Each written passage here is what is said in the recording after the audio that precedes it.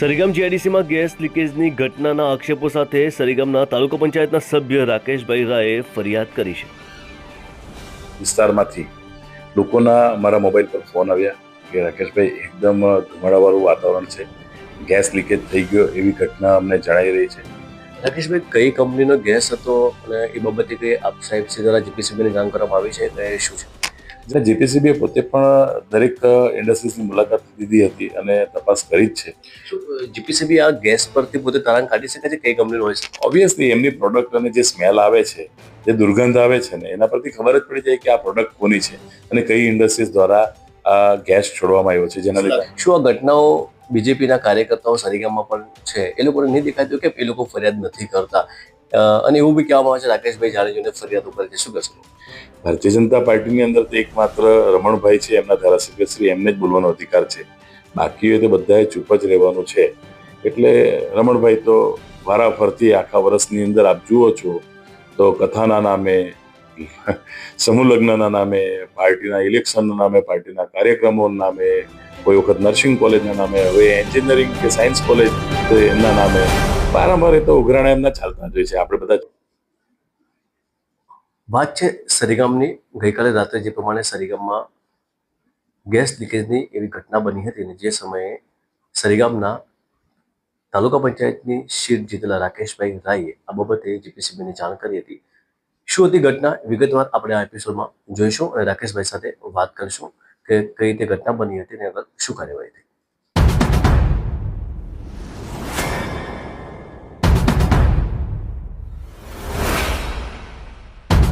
નમસ્કાર દર્શક મિત્રો, હું છું અનિશ શેખ. ગુજરાત કારોબારમાં મારા આ અહેવાલમાં આપનું સ્વાગત કરું છું.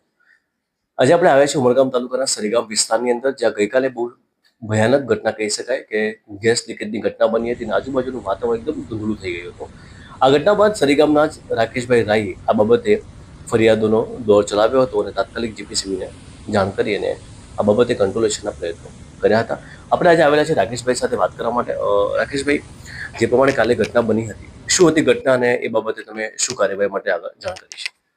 લગભગ ગઈકાલે રાત્રે 8:30 વાગ્યાની આસપાસ સરીગામ જીઆઈડીસીની આસપાસમાં રહેતા ફળિયાના લોકો, પાગીપાડા, નવીનગરી, કારિયામાર, ઉધવનગર, રોહિત ફળિયા, આ બધા જ સરાઉન્ડિંગ્સ વિસ્તારમાંથી લોકોના મારા મોબાઈલ પર ફોન આવ્યા કે રાકેશભાઈ એકદમ ધુમાડાવાળું વાતાવરણ છે, ગેસ લીકેજ થઈ ગયો એવી ઘટના અમને જણાઈ રહી છે. લોકોને આંખોમાં બળતરા થઈ રહ્યા હતા, સ્કિન પર ઇરિટેશન આવી રહ્યું હતું અને શ્વાસ લેવામાં તકલીફ પડી રહી હતી.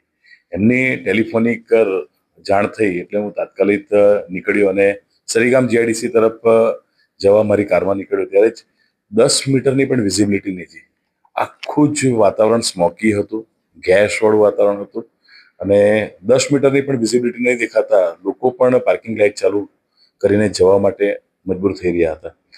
લગભગ 9 વાગ્યાની આસપાસ જ્યારે હું આ જગ્યા પર પહોંચ્યો તો ત્યારે મને પણ આંખમાં બળતરા થવા લાગ્યા અને અત્યારે પણ સ્કિન પર ઇરિટેશન મને આવી રહ્યું છે, આજે પણ, અત્યારે પણ. અને શ્વાસ લેવામાં તકલીફ પડી રહી હતી. એ વાસ્તવિકતા હતી અને એ હકીકત હતી. ઘટના સ્થળે પહોંચ્યા પછી તમે જીપીસીબીને જાણ કરી, શું તે પછીની શું ઘટના બની? ઘટના સ્થળ પર પહોંચ્યા પછી મેં એક વિડીયો રેકોર્ડિંગ કર્યું, થોડા ફોટોગ્રાફ્સ લીધા અને લગભગ 9:25 મેં જીપીસીબીના આરઓ ભદ્રેશ પટેલ સાહેબને ફોન કરીને જાણકારી આપી કે અહીંયા વાતાવરણ ખૂબ ખરાબ થઈ ગયું છે, લોકોની સુરક્ષા અને જાનને જોખમ થવાની તૈયારીઓ થઈ રહી છે, ખૂબ જ ગેસવાળું વાતાવરણ થયું છે, સ્મોકી વાતાવરણ છે અને લોકોને વિઝિબિલિટી પણ નથી દેખાતી, કાર અને અવરજવર કરતા વ્હીકલ્સને પણ. અને લોકોને સ્કિન પર બળતરા થઈ રહ્યા છે, આંખમાં બળતરા થઈ રહ્યા છે, શ્વાસ લેવામાં તકલીફ થઈ રહી છે. અને એ બાબતે જાણકારી આપી અને એમ કીધું કે જે કોઈ દોષિત હોય આપ તપાસ કરો, આપની નાઇટની ટીમ હોય તો એમને મોકલાવો અને જે દોષિત ઔદ્યોગિક એકમ છે એમની સામે કડક પગલાં લો. કારણ કે વારંવારના પ્રદૂષણથી સરીગામ જીઆઈડીસીના આજુબાજુના લોકો, સરીગામના લોકો ત્રાહિમામ થઈ ગયા છે. લોકોનું જીવન દુશ્વાર થઈ ગયું છે. પીવાના પાણી જે આવે છે એ હાર્ડ વોટર મળે છે. બોરિંગોમાંથી, ભૂગર્ભ જળમાંથી કલરવાળા પાણી આવતા થઈ ગયા છે. હવાનું પ્રદૂષણથી લોકો થાકી ગયા છે. ખૂબ તીવ્ર દુર્ગંધવાળું સ્મેલ અત્યારે આવે છે કે જેથી લોકો વારંવારની ફરિયાદ જીપીસીબીને, હું જ નહીં પણ સરીગામની આમ જનતા પણ વારંવાર ફરિયાદ કરે છે કે લોકોને દુર્ગંધ ખૂબ મારે છે, હવામાં પ્રદૂષણ વધ્યું છે, જમીનનું પ્રદૂષણ વધ્યું છે, પાણીનું પ્રદૂષણ વધ્યું છે. ત્યારે લોકોએ જીવવું કેવી રીતે એ લોકો માટે જીવનનું સંકટ ઊભું થયું છે. એટલે આ બધી જ બાબતોને ભેગી કરીને આરઓ સાહેબને અમે વારંવાર રજૂઆત કરી છે. આજે પણ મેં વાત કરી છે કે આપ એના પર કડક પગલાં લો. વાતાવરણ બગડવું નહીં જોઈએ, કારણ કે ઔદ્યોગિક એકમ જે કોઈ જવાબદાર હશે તેના પર પગલાં નહીં લો ને તો બાકીનાને સબક નહીં મળશે. આપણે વિકાસના વિરોધી નથી. ઇન્ડસ્ટ્રીઝ જોઈએ છે, રોજગાર જોઈએ છે, બિઝનેસ પણ જોઈએ છે, લોકોને મદદ પણ મળે છે, CSRમાં પણ લોકોને મદદ મળે છે. પણ જીવના જોખમે એવો વિકાસ જોઈતો નથી કે જે લોકોને ત્રાસ પડે. રાકેશભાઈ, કઈ કંપનીનો ગેસ હતો અને એ બાબતે કઈ આપ સાહેબ શ્રી દ્વારા જીપીસીબી ને જાણ કરવામાં આવી છે કે શું છે? જનરલી આપ જોશો ને તો જે ભિલાડ સરીગામ મુખ્ય રસ્તો છે તેના ઉત્તર ભાગેથી જ કેમિકલ ઝોન તરફથી જ આખું આ સ્મોકી વાતાવરણ થયું હતું. અને જીપીસીબીએ પોતે પણ દરેક ઇન્ડસ્ટ્રીઝની મુલાકાત લીધી હતી અને તપાસ કરી જ છે. શું જીપીસીબી આ ગેસ પરથી પોતે તારણ કાઢી શકે છે કઈ કંપનીનો હોય છે? ઓબ્વિયસલી એમની પ્રોડક્ટ અને જે સ્મેલ આવે છે, જે દુર્ગંધ આવે છે ને એના પરથી ખબર જ પડી જાય કે આ પ્રોડક્ટ કોની છે અને કઈ ઇન્ડસ્ટ્રીઝ દ્વારા આ ગેસ છોડવામાં આવ્યો છે. જેના લીધે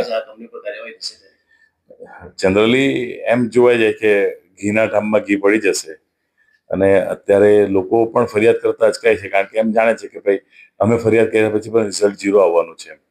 તો ત્યારે અમે રજૂઆત કરી છે, ગામના લોકોની મુશ્કેલીઓના કારણે અમે રજૂઆત કરી છે. તો એટલીસ્ટ આની અંદર પગલાં લેવામાં આવશે અને પગલાં નહીં ભરે તો કલેક્ટર સાહેબને પણ રજૂઆત કરશો. જરૂર લાગે તો કલેક્ટર સાહેબને જઈને રૂબરૂ પણ મળવાની અમારી તૈયારી છે, કારણ કે જિલ્લાના સમાહર્તા છે ને એમણે જ વલસાડ જિલ્લાના તમામ લોકોની સલામતી અને સુરક્ષાની જવાબદારી પણ જિલ્લા મેજિસ્ટ્રેટ તરીકે કલેક્ટર સાહેબની છે. અને કલેક્ટર સાહેબ ખૂબ યંગ છે, ખૂબ પ્રામાણિક વ્યક્તિ છે. અમે 2-3 વખત મુલાકાત પણ 3 વખત કરી છે. ત્યારે એક્શન ઓરિએન્ટેડ વ્યક્તિ છે. તો આ ઘટનાની અંદર પણ જો જીપીસીબી દ્વારા અસરકારક પગલાં ભરવામાં નહીં આવે તો કલેક્ટર સાહેબને અને મેમ્બર સેક્રેટરી શ્રી જીપીસીબી ગાંધીનગરને પણ દિવાલીબેન ટાક સાહેબને પણ મળવાની અમારી તૈયારી છે. રાકેશભાઈ, અગાઉ બી બહુ ગેસ લીકેજની મોટી ઘટના બની હતી સરીગામમાં. જે દિવસે રોડ બ્લોક કરવામાં સવારથી સાંજ સુધી એમાં અધિકારીઓ લાગેલા હતા અને કાર્યવાહી સારી કરવામાં આવી હતી. તો શું લાગે છે આ બાબત જેવી ઘટનાઓ વારંવાર બની રહી છે, શું કહેશો બાબત? જો ઔદ્યોગિક એકમો આવેલા છે, કેમિકલ ઉદ્યોગો છે, બીજી પણ ઇન્ડસ્ટ્રીઝ આવી છે, અકસ્માતો થવાની સંભાવના રહે છે, એમાં કોઈ બેમત નથી. જ્યારે ઇન્ડસ્ટ્રીઝ આવી છે ત્યારે અકસ્માતો પણ થશે, પણ જ્યાં સુધી પ્રિકોશનરી સ્ટેપ્સ લેવાના હોય ઔદ્યોગિક એકમોએ, સેફ્ટી ઓડિટ કરાવવાની વાત હોય કે બીજી જનરલ સોશિયલ ઓડિટ કરાવવાની વાત હોય, એન્વાયરમેન્ટલ ઓડિટ કરાવવાની વાત હોય, એ જે કોઈ એમને સરકારશ્રીના દિશા નિર્દેશો હોય એમનું પાલન કરવાની જવાબદારી એમના સૌની છે. પણ મોટા ખર્ચા થતા હોય એટલે એવું એક્સપેન્સિસ નહીં કરીને શોર્ટકટમાં કામ ચલાવતા હોય, એના કારણે જ આવી દુર્ઘટનાઓ અને ઘટનાઓ અકસ્માતો સ્વરૂપ લેતા હોય છે. એમણે safety audit, environmental audit, social audit બધું કરાવવું જ જોઈએ અને ઔદ્યોગિક એકમ સેફ્ટીથી ચાલે. એવું કહી શકીએ કે ઓડિટ રિપોર્ટ છે ખાલી કાગળ પર બની શકતો હોય. એ લોકોનો જેમ ઇફેક્ટિવ એફિશિયન્ટ વર્ક જે માણસો રાખવાના હોય છે એ ટેકનિકલ વ્યક્તિઓ એ લોકો રાખતા જ નથી. એ ખર્ચાઓ બચાવે છે, એના કારણે જ આવી ઘટનાઓ નિર્માણ થાય છે. ત્યારે જીપીસીબી કડક હાથે કામ લે અને કડક સૂચનાઓ કરીને એમનું સરકારશ્રીના નિયમોનું પાલન કરાવે. ઔદ્યોગિક એકમો કાર્યરત રહે, લોકોને રોજગારી મળે, બિઝનેસ મળે, એમાં કોઈ વાંધો નથી. પણ લોકોના જીવના ભોગે કે વિકાસના ભોગે આવો વિકાસ નથી જોઈતો કે લોકોનો જીવ ચાલ્યો જાય. રાકેશભાઈ, એક આઉટ ઓફ વે જઈને સવાલ કરું છું, કેમ કે તમે બીજા ભારતીય જનતા પાર્ટીના અપોઝિશનમાં કહેવાય કે વિપક્ષ તરીકે તમે અત્યારે કામ કરી રહ્યા છો. શું આ ઘટનાઓ બીજેપીના કાર્યકર્તાઓ સરીગામમાં પણ છે એ લોકોને નહીં દેખાતું કે એ લોકો ફરિયાદ નથી કરતા? અને એવું બી કહેવામાં આવે છે રાકેશભાઈ જાણી જોઈને ફરિયાદો કરે છે, શું કહેશો? જો અમને કે શોખ નથી કે અમે જાણી જોઈને ફરિયાદ કરીએ. વિડીયો આપ જોઈ શકો છો, જીપીસીબીના સાહેબને પણ વિડીયો મોકલ્યા છે. લોકોની રજૂઆત હતી, એની અંદર ક્લિયર કટ દેખાય છે. જ્યારે આ સ્મોકી વાતાવરણ હતું, ગેસવાળું વાતાવરણ, ત્યારે પોલીસની જીપ પણ ત્યાંથી પાસ થઈ છે અને એના વિડીયો પણ કર્યા છે. એટલે કંઈ ઉપજાવી કાઢેલી બાબતોની અમે ફરિયાદ કરતા નથી. અને 365 દિવસ કન્ટિન્યુઅસ ફરિયાદ કરીએ છીએ? ના, 365 દિવસની અંદર કદાચ 5 વખત અમે ફરિયાદ કરતા હશે. ઘટના સ્વરૂપ લેતી હોય, લોકોને જીવનું જોખમ હોય, લોકોને તકલીફ પડતી હોય ત્યારે જ ફરિયાદ કરીએ છીએ. ભારતીય જનતા પાર્ટીની અંદર તો એકમાત્ર રમણભાઈ છે, એમના ધારાસભ્ય શ્રી, એમને જ બોલવાનો અધિકાર છે. બાકીઓ તો બધાએ ચૂપ જ રહેવાનું છે. એટલે રમણભાઈ તો વારાફરતી આખા વર્ષની અંદર આપ જુઓ છો તો કથાના નામે, સમૂહ લગ્નના નામે, પાર્ટીના ઇલેક્શનના નામે, પાર્ટીના કાર્યક્રમોના નામે, કોઈ વખત નર્સિંગ કોલેજના નામે, હવે એન્જિનિયરિંગ કે સાયન્સ કોલેજ ના નામે વારંવાર એ તો ઉઘરાણા એમના ચાલતા જ હોય છે, આપણે બધા જોતા જોઈએ છે. તો હવે એ તો કંઈ બોલવાના નથી ને એ તો કોઈ પગલાં લેવાના નથી. તો ત્યારે એમના પાર્ટીના કાર્યકર્તાઓએ તો ચૂપ રહેવાની જ સૂચના છે કે એમણે કંઈ પણ થઈ જાય બોલવાનું નહીં. એટલે ઠીક છે, અ, રાજકીય જીવનમાં પબ્લિક લાઈફની અંદર આક્ષેપો પ્રત્યાક્ષેપો થતા રહે છે, પણ મારી એક જ વિનંતી છે કે લોકોના ભોગે આપણે કોઈ પણ કામ નહીં કરીએ. રાકેશભાઈ, કાલની જે ઘટના બની છે, કેમ કે ઉદ્યોગો છે, સરીગામ જીઆઈડીસી છે, અવારનવાર ઘટનાઓ બનતી આવેલી છે અને આવા એકમો જે કેમિકલ એકમો છે એના કારણે આ પ્રોબ્લેમ થોડો ઘણો રહેતો હોઈ શકે.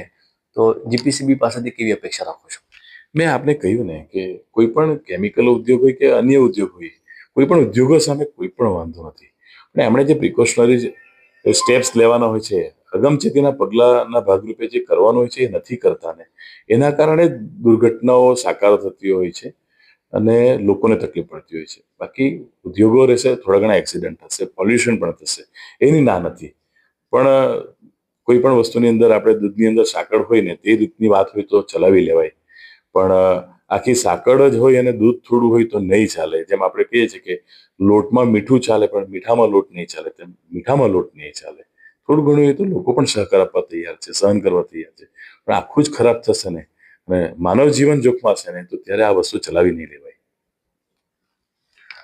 રાકેશભાઈ સાથે વાત કરી, ખૂબ જ સારી ચર્ચા થઈ છે. ગુજરાત પોલ્યુશન કંટ્રોલ બોર્ડ પાસે અપેક્ષા છે કે સારી કાર્યવાહી કરે, કેમ કે અહીંયા મુદ્દો લોકોના જીવનનો છે. એમના જીવ જોખમમાં મુકાય એ કદાચ પણ ચલાવી લેવામાં ન આવે. વિકાસના પંથે આજે અત્યારે જઈ રહ્યા છીએ, પણ વિનાશના પંથે ન જવું પડે એની ખાતેદારી અને તકેદારી અધિકારીઓ જ રાખવાની છે. રાકેશભાઈ રાયે જે ફરિયાદ કરી છે એ ફરિયાદ ઉપર જીપીસીબી સરીગામ કાર્યવાહી કરે તે ખૂબ જ જરૂરી છે. હું છું અનિશ, ગુજરાત કારોબાર, સરીગામ.